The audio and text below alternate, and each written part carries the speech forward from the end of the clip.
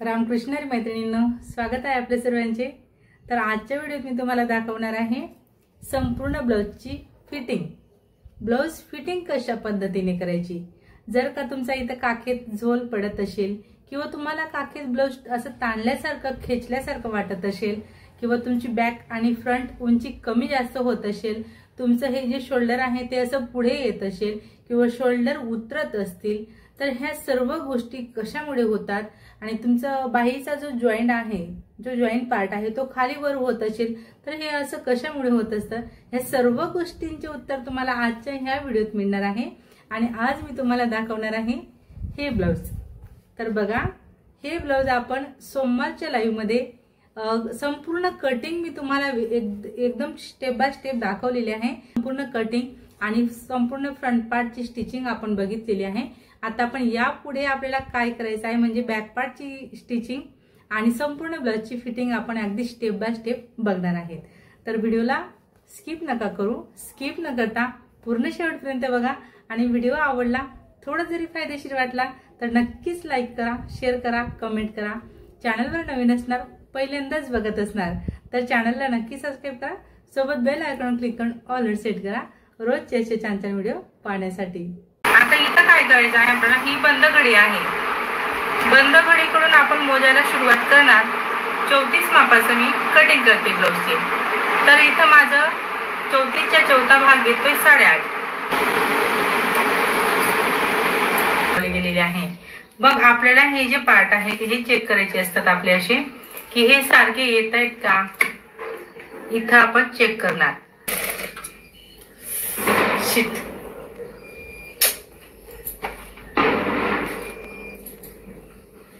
काहीतरी फॉल्ट झाला वाटतं, लाईट गेली।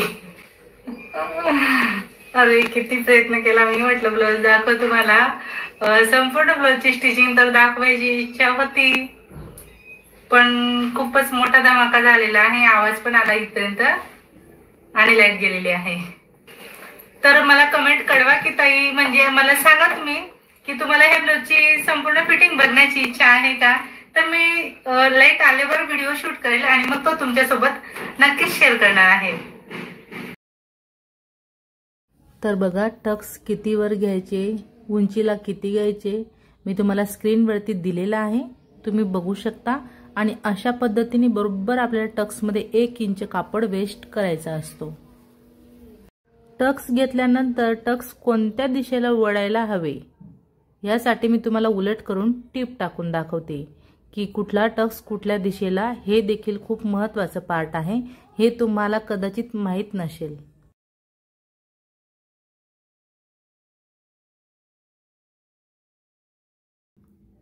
आता आपल्या बॅक पार्टचे टक्स घेऊन झाले, टिप देखील टाकून झाली, दोरी लावायची आहे।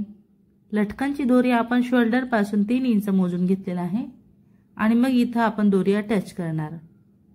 आता दोरी म्हटल्यावर बघा, दोरीवरती फक्त एकच टाका आपला येत असतो आणि मग ती दोरी व्यवस्थित अशी पॅक फिटिंगला बसत नाही, तर तिला डबल 3 लेयर मध्ये मी फोल्ड केलेला आहे की जेणेकरून त्याच्यावर शिलाईचे टाके थोडे जास्तीचे बसतील आणि त्याला एकदम असं बळकटपणा येईल। एकदम सहजासहजी ती दोरी जी आहे ती निघणार नाही, व्यवस्थित अशी अटॅच राहील ब्लाउजला। बघू शकता, एवढा डीप मध्ये ज्या गोष्टी आहेत त्या तुम्हाला माहित नसतील कदाचित, तर सर्व गोष्टी तुम्ही लक्षात घ्या। खूप महत्त्वाची अशी माहिती मी तुम्हाला आजच्या ह्या व्हिडिओ संपूर्ण फिटिंग मध्ये सांगणार आहे। दोरी लावून झाल्यानंतर मी आता इथं लेस घेतलेली आहे। माझी ही जी लेस आहे ती एकदम ब्रॉड आहे, अर्धा इंचाहून देखील थोडी जास्तीची ब्रॉड येते। तर मी ब्रॉड लेस लावत असताना नेहमी तुम्हाला सांगते बाहेरच्या दिशेने टिप टाकायची आहे। सर्वप्रथम जी टिप टाकतोय आपण ती बाहेरच्या दिशेने टाकायची, म्हणजेच आतील बाजूला ऑटोमॅटिक प्लेट्स पडतात बरोबर आणि लेस आपली एकदम फिनिशिंग मध्ये इथं लावली जाते। जर का तुम्ही आतल्या बाजूने सुरुवात करणार मटक्या गळ्यावरती ब्रॉड लेस लावायला, तर मग तुम्हाला ती लेस बाहेरच्या बाजूने असं ब्लाउज एकदम खेचल्यासारखं वाटतं, व्यवस्थित फिनिशिंग येत नाही। ठीक आहे, लेस मस्त आपली लावली गेलेली आहे। बॅक पार्टची अशी घडी घालायची, फ्रंट पार्टची आपण घडी घालून ठेवलेलंच आहे। बॅक आणि फ्रंट एकावर एक ठेवून इथं बॅक आणि फ्रंटची उंची चेक करणार आपण। बघू शकता माझी एकदम बरोबर तंतोतंत उंची येते, कमी जास्तपणा येतच नाही। आपण इथं शोल्डर उतार देणार 1/2 इंच। गळ्याकडच्या बाजूला मी 1/2 इंच शोल्डर उतार दिलेला आहे। आता हे चारही लेयर आपल्याला असे व्यवस्थित हातात घ्यायचे। जो काही एक्स्ट्रा पार्ट येतोय तो आपण कट करून बाजूला करणार। त्यानंतर वरती बघा, इथं बघायचे आहे आपल्याला, इथं देखील आपले चारही पार्ट सारखे येत आहेत का, कमी जास्तपणा येतोय, तर व्यवस्थित असा आकाराने आपल्याला इथं कट करायचा आहे। बघू शकता। ओके, बरोबर 2 ते 2.5 इंचापर्यंत मी आकाराने कट केलेला आहे। त्यानंतर आता आपण फ्रंट पार्टचा मुंड्याचा आकार इथं देऊन घेणार। जसं की लाईव्ह मध्ये मी तुम्हाला सांगितलं, कटिंगच्या वेळेस मी फ्रंट पार्टचा आकार देत नसते प्रिन्सेस कटला। जेव्हा आपलं ब्लाउज स्टिचिंग करून झालेलं असतं तेव्हा आपल्याला आकार द्यायचा असतो। असं व्यवस्थित तुम्ही शेप देऊ शकता।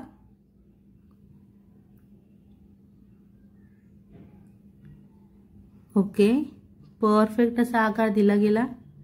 जर का तुमचा पुढे फुगा पडत असेल तो ह्याच कारणाने की तुम्ही आकार व्यवस्थित देत नसणार, म्हणून पुढे फुगा पडतो जास्तीचा। तर फ्रंट मुंड्याचा आकार हा दिलाच गेला पाहिजे। बघू शकता उंची एकदम बरोबर आपल्याला जेवढी हवी तेवढी 14.5 येणार आहे। वरचं एक्स्ट्राचं पार्ट आपल्या इथं मार्जिन मध्ये जाणार आहे। दोन्ही शोल्डर जोडल्यानंतर परत आपण शोल्डर सारखे केलेले आहेत।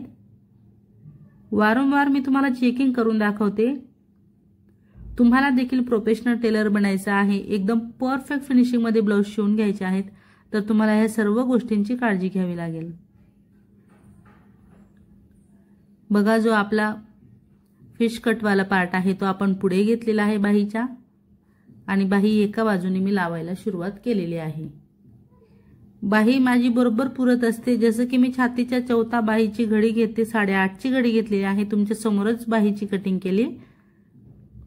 ज्या मैत्रिणींनी सोमवारचं लाईव्ह अटेंड केलं नसेल त्यांनी सोमवारचं लाईव्ह नक्कीच बघा, म्हणजे तुम्हाला ह्या ब्लाउजची संपूर्ण कटिंग तिथं बघायला मिळणार आहे, कटिंग तसंच स्टिचिंग। तर ज्या मैत्रिणींची शिलाई सरळ येत नाही, बाहीचा जोड तुमचा खालीवर होत असेल, तर हे सर्व प्रॉब्लेम तुम्हाला कशामुळे येतात, हे सर्व जे कारण होते ते तुमच्या लक्षात आलेच असतील, जसं की मी तुम्हाला स्पष्ट करून इथं सांगितलेलं आहे। तर तुम्ही अशा सर्व गोष्टींची काळजी घेणार, चेकिंग करणार, ब्लाउज व्यवस्थित असं शिवत असताना देखील आपल्याला ब्लाउजला आकार किंवा शेप हा देण्याची गरज असते, कारण स्टिचिंगच्या वेळेस थोडंफार पार्ट इकडे तिकडे तुमच्याने देखील होऊ शकतात। मग तुम्हाला तिथं परत व्यवस्थित फिनिशिंग करायची आहे, तेव्हा तुम्हाला देखील असंच ब्लाउज जमणार आहे। बघू शकता माझं बॅक आणि फ्रंट एकदम परफेक्ट घडी तयार झालेली आहे। वाढीव पट्टी सोडत माझं इथं कस्टमरचं कंबर आहे 28 ला मी मार्किंग केली चॉकने। 28 च्या पुढे किती एक्स्ट्रा येते, 6 च्या निम्मे 3, 3 च्या निम्मे 1.5 इंच मी जिथं मी पहिली 1/2 इंचाची टिप टाकलेली आहे त्याच्या पुढे मी 1.5 इंचावर मार्किंग केलेली आहे। 1.5 ह्या बाजूला, 1.5 त्या बाजूला। इथं बघा ही हुक पट्टी आहे, तर पहिल्या हुक पासून बरोबर मुंड्यामध्ये एकदम क्रॉस छातीच्या चौथा मोजून घेतला आणि सरळ मार्किंग केलेली आहे। इथं दंडगेरच्या निम्मे मोजायचा आहे आणि 30 लाईन आपल्याला सरळ अशी मॅच करायची आहे। आता बघू शकता एकदम सरळ अशी टिप माझी इथं येते, तर तुमची देखील अशीच टिप येणार आहे जेव्हा तुम्ही अशा पद्धतीने मार्किंग करणार। खूपच मैत्रिणींचे प्रॉब्लेम असे येतात की त्यांची जी मार्जिनची टिप असते ती सरळ येत नाही, तर हे सर्व गोष्टींचे जे कारण आहे ते म्हणजे तुम्ही शिवत असताना बऱ्याच अशा चुका तुमच्याने होतात, आणि त्या चुका तुमच्या नक्कीच आजचा हा व्हिडिओ बघून दुरुस्त होणार आहेत। आता दुसऱ्या बाजूला मी कशी फिटिंग करते ते बघू। दंडगेरच्या निम्मे बघा, तुम्हाला यायला हवं म्हणून मी पहिल्या बाजूची एका बाजूची तुम्हाला सर्व मोजून मापून व्यवस्थित मार्किंग करून दाखवलेलं आहे, नाहीतर मला मार्किंगची गरज पडत नाही, फक्त ठिकठिकाणी पॉइंट लावते आणि एकदम फटाफट अशी आपली टिप टाकून इथं होत असते। ओके, 1/2 इंचावर मी टिप टाकून घेतल्या मार्जिनच्या। आता हा जॉइंट ज्या बाजूला आहे वळलेला त्या बाजूलाच त्याला फोल्ड करत आपण तिथे टिप टाकून घेतोय, की जेणेकरून ते पार्ट असं बाहेर यायला नको। बघा दोन्ही बाजूला मी सेम पद्धतीने करून घेतलेला आहे। ब्लाउज तुम्हाला सीधं करून दाखवते। अगदी तंतोतंत दोन्ही बाजूच्या बाह्या ज्या आहेत त्यांचे जॉइंट बरोबर समोरासमोर आलेले आहेत, बघू शकता। एकदम परफेक्ट असे आपलं हे जे ब्लाउज आहे ते मी तुम्हाला फिटिंग दाखवलेली आहे। तर तुम्ही आजचा हा व्हिडिओ लक्षपूर्वक जर बघितला असेल, थोडासा जरी स्किप तुम्ही केला नसेल तर तुम्हाला नक्कीच फिटिंगचे जे प्रॉब्लेम होते तुमचे ते दूर होणार आहेत आणि तुम्हाला एकदम 100% फिटिंग चांगली अशी जमणार आहे। बघू शकता प्रिन्सेस कटचा आकार, तसंच ब्लाउज एकदम परफेक्ट असा आपल्या इथं आलेला आहे। आता ब्लाउजचे बघा मी लटकन बनवते। थोडे वेगळ्या पद्धतीचे लटकन देखील मी तुम्हाला आजच्या ह्या फिटिंगच्या व्हिडिओत दाखवते।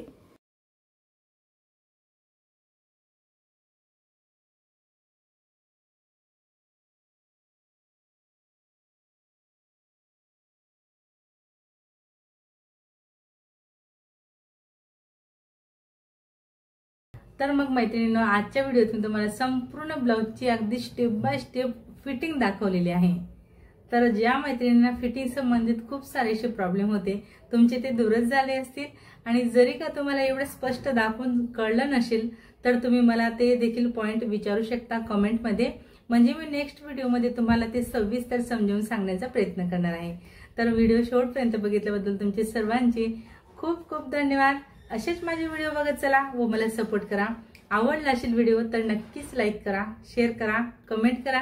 चॅनलवर नवीन असणार, पहिल्यांदाच बघत असणार तर चॅनलला नक्की सबस्क्राईब करा, सोबत बेल आयकॉन क्लिक करून ऑल सेट करा रोजचे असे छान छान व्हिडिओ पाहण्यासाठी। चला तर मग भेटूया आपण पुढच्या एक छान अशा व्हिडिओत आणि नवीन डिझाईन सोबत। धन्यवाद।